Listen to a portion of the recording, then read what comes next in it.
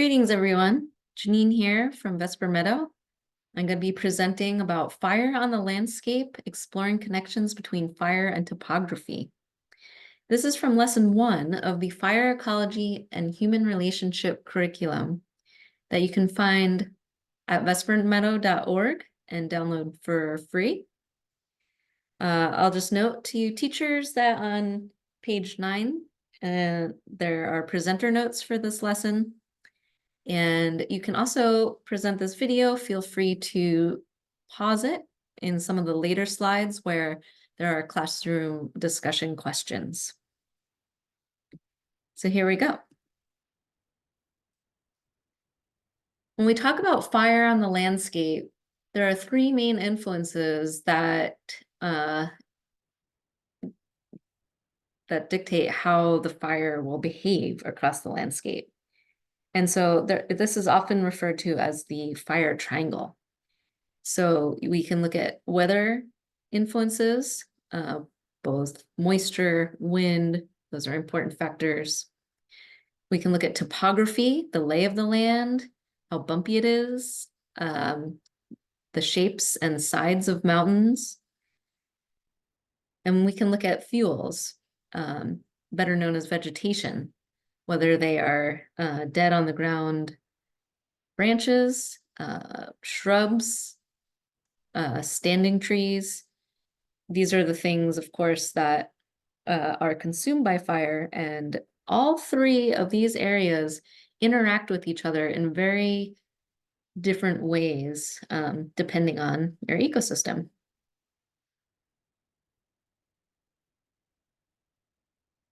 You can see here in this one picture, the fire burned fairly hot. A lot of branches were burned off. The trees are blackened most of the way up the tree. And this is a south-facing slope. So we'll discuss more of what that means in a minute. By the time the fire was at the ridge, on the left-hand side of this photo, it was slowing down and it was cooler. So we can look at what was maybe happening up there. There may have been some kind of firefighting influences over there as well. So when we look at topography and fires that occur in the mountains, the slope, the sides of mountains have multiple ways that they influence fire behavior. As fire burns, the heat moves uphill, especially during the daytime. There's what's called a drafting behavior. And so as the heat moves uphill, it's hotter on the upslope and it kind of pulls itself uphill. The other kind of interaction there is that the fire is heating up fuels on the uphand slope. So as the flames move uphill, they preheat trees and other vegetation on the uphill side, and it helps the fire to continue climbing uphill. There can be some interaction with burning trees or other vegetation that maybe breaks off of trees and then rolls downhill as falling debris and can cause kind of small spot fires elsewhere on the downhill side. In the evening or nighttime, there'll be kind of a potential change in direction of the fire due to denser, cooler air kind of sinking, which can cause the fire to either slow down or even back down the slope. And usually that is a slowing action to the fire. We can also look at the sides of mountains and what way they're facing. So this is called aspect. And on the north side here, you can see there's a lot more conifers and trees that are larger. That's because this north side in the northern hemisphere gets less sun, less direct sun than the south side. So we have the north side with larger trees, there's more moisture, there's more snow that is retained later into the summer in the mountains, allowing for larger trees to grow. And then when fire moves across the landscape, these forests may be cooler and wetter and not burn as much. So these forests have a longer time to kind of generate over the years. And so it's the opposite. On south-facing slopes, we have more shrubs and smaller vegetation that probably burns more frequently over the years because of that dry south aspect that's more exposed to the sun.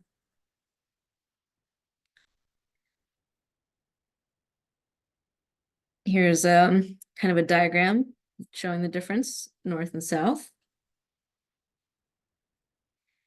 We can also consider other landforms amongst the mountains. So the ridges themselves can act as barriers to wind moving. And sometimes kind of the tops of ridges are protected from fire in that way, if fire is slowed down.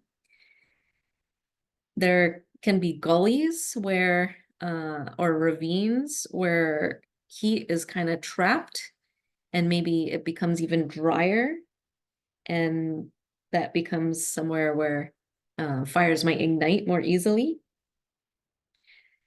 You can also have dips in the landscape, maybe dips on ridges, which you could call saddles. And sometimes those are places where wind is funneled and becomes faster and actually will spread fire more quickly.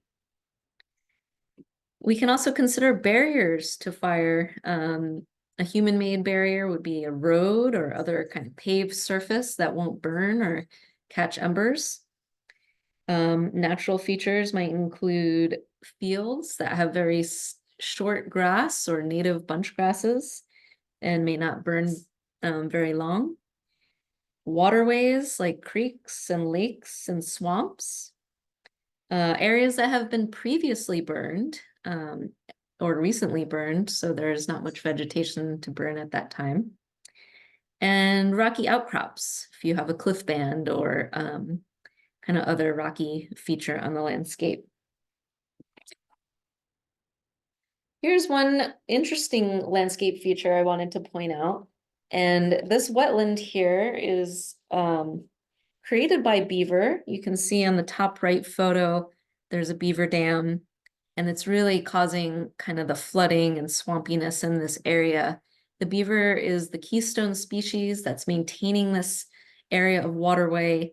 And in the case of this bootleg fire in Southwest Oregon in 2021, it has now become an oasis, a place where the landscape can be resilient. Wildlife can come and seek refuge here. Birds can bring seeds and spread them out. This is kind of like a hopeful spot for regeneration across the landscape. We can look at the landscape on a broader scale. Here we have a satellite image, and you can look at the different mountain ranges and consider how fire would move across the range. You can notice little hot spots here in red down the left side, kind of along this mountain range. And of course, the wind, it's kind of indicated by the direction of the smoke here, can help you kind of gain an understanding of where the fire will move next. There's a study in the Northwest Rockies that showed that temperature is the most influential weather variable. And then previous burns, if they were around 65 years old, were moderately to highly influential in study areas. And then valley bottoms and ridge tops were really important in slowing and stopping fires.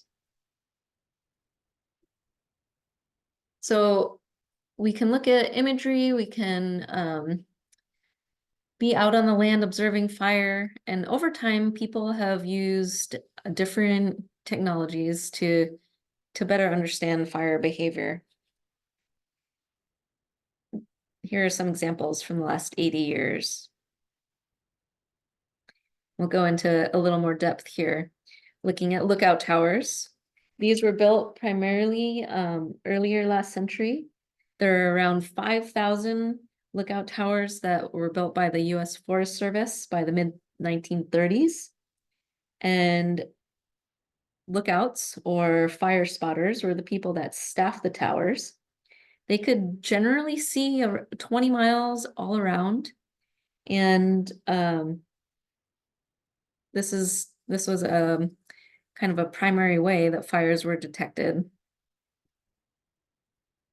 You can see in this photo from the Rogue River National Forest in Southwest Oregon that they're using a viewfinder here and kind of orienting maybe for what direction they're looking at. Fire towers today are still sometimes used. Some of them are staffed, but many kind of have been left and are in less than ideal shape. And sometimes they are just used to host video cameras that kind of stream elsewhere. But there are many people that feel it is irreplaceable to have a human on the land, kind of knowing the landscape, seeing smoke. There are many advantages of that over some of the more modern technologies as well. Here's some examples of photography from the 1930s on the left, and a photo from 1917 on the right. These are both in the Rogue River National Forest, and you can kind of get an idea of what the view looked like at that time. Not long after, in the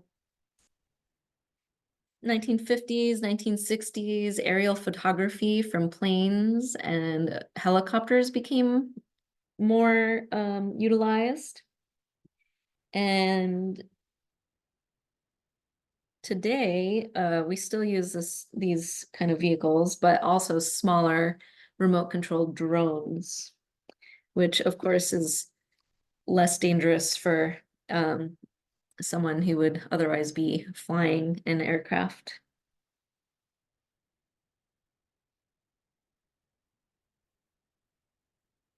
Here's an aerial photo from the 1950s of the upper Vesper Meadow area. You can see some of the impacts from humans to the landscape that may have influenced fire. On the top portion of the photo, you can see intermittent clear cuts and regenerating forest plantations, which are very vulnerable to big fire because they are often the same size tree packed in really tight.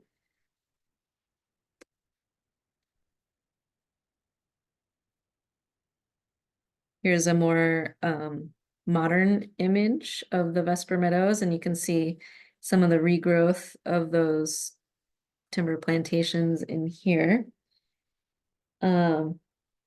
And this is, commonly available Google Earth imagery that you can use to kind of look at the landscape.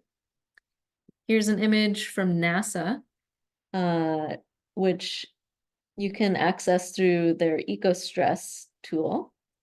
And this utilizes satellites. Today, there's over 3,000 satellites that orbit the Earth. And they're becoming more precise and sending communications more and more frequently. But at the time of this curriculum in 2022, it was about a couple times daily where information would be sent about fires from satellites to the NASA EcoStress database.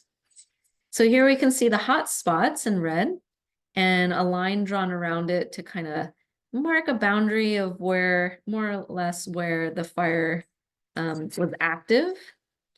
This is just a human-made boundary. Of course, there could be a little bit more fire outside of the boundary.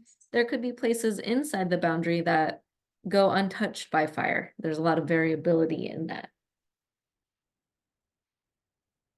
So now we're going to begin some class discussion. So students, get your observation eyes on. Here's a lookout tower in the Butte Falls Ranger District of the Rogue River Siskiyou National Forest in Southwest Oregon. And it's no longer standing in this location, but we have some historic photos here for you to observe. So do you observe anything interesting in this photograph? Things that happen to the land right next to the lookout tower to make it a good place to look for fires?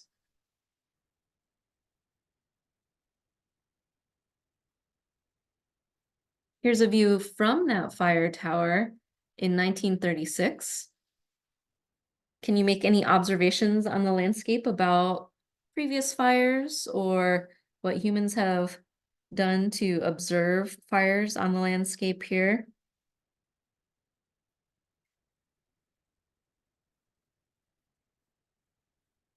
Another photo from 1936. Are there any features on the landscape that you could see having influence on a fire?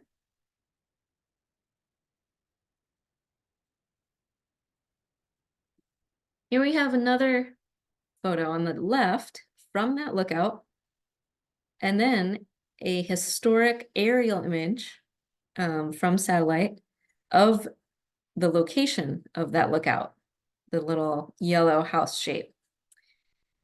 What are the differences between what you can observe in the photo on the left from the lookout and from the aerial image from a satellite? What might you be able to tell about wildfire behavior on the landscape in one picture versus the other?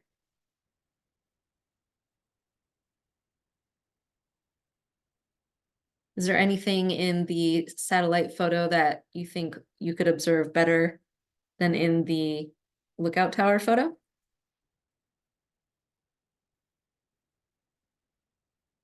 Here's a photo taken 11 years later from satellite of the same spot. Is there anything you notice that changes on the landscape that would influence fire?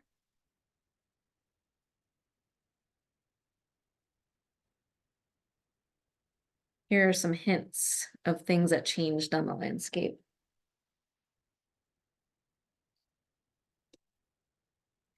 And then 14 years later, you can see there's been more changes again on the landscape. Is there anything that you observe that might influence fire behavior in what has changed 14 years later?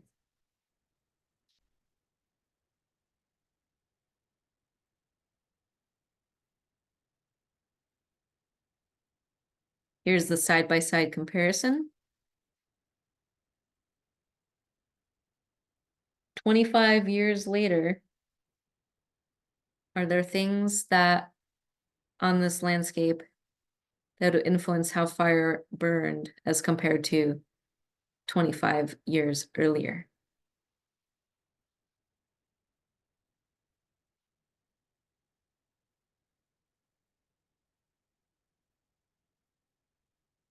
And then again, here's a photo from the historic Lookout Tower site in 1936 and 2021. Do you see any changes in the landscape here?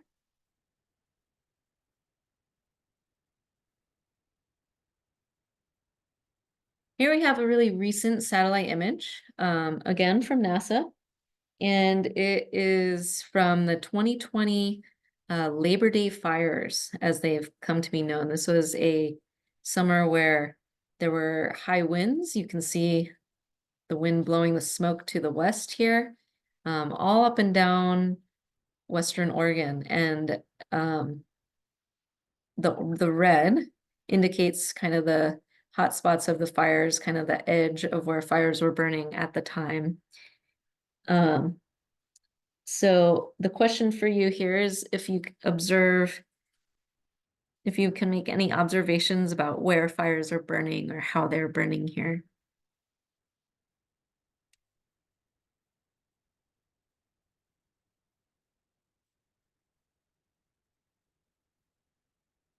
Here's some pictures of a fire, the bootleg fire, if you remember the beaver image, the beaver wetland. This is the same fire in 2021 in Southwest Oregon, the bootleg fire burned in July. It was over 400,000 acres, making it one of the largest fires in Oregon's history. This is again that NASA eco-stress tool, and you can see the progression of the fire on the landscape every day or every couple days here with the different images. And the hotspot kind of started out kind of tight to begin with. And you'll notice the periphery, it becomes more spread out as the days go by. What do you notice about the direction of the fire or the way that it's spreading? What do you think on the landscape or with weather may have influenced its shape or where it was moving?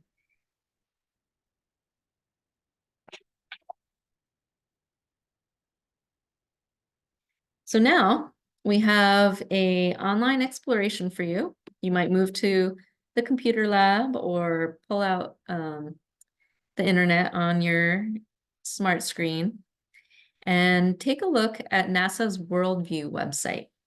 We have a worksheet for this exploration, and it's pretty neat because you can look at photos in real time right now of where fires are burning, or look at your region where you live and see fires and other weather influences from past days, months, years, and turn on and off different filters to look at different influences on fire.